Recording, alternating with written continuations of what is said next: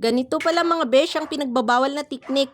Pagpagod ka na sa kakaalaga sa iyong mga kids, dapat nasa tiyan mo palang naturuan mo na silang magiging friendly. Nang sa ganon, pag may pupunta sa inyo na inyong kaaruba na makikipagmaritis, bigay mo na lang at silang hahawak mga besh.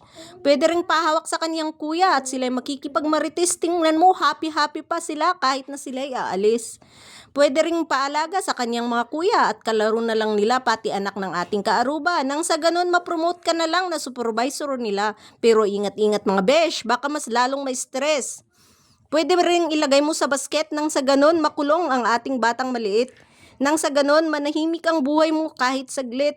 Habang ikay nakikipagmarites sa iyong mga kasamang nakikipagchismis. Lang sa boyfriend mong pangit, kung gusto mong iyong-iyo lang siya, ikulong mo na lang siya mga besh. At syempre, huling pinagbabawal na teknik, bigay na lang kung anong gusto nila mga besh. Nang sa ganun, manahimik ang buhay mo kahit saglit. O ayan, sarap na sarap siya sa pinagbabawal yung chocolate. At dahil nga sa pinagbabawal tong teknik, paminsan-minsan lang naman natin ginagawa mga besh. O ayan na siya, happy-happy sa kanyang chocolate.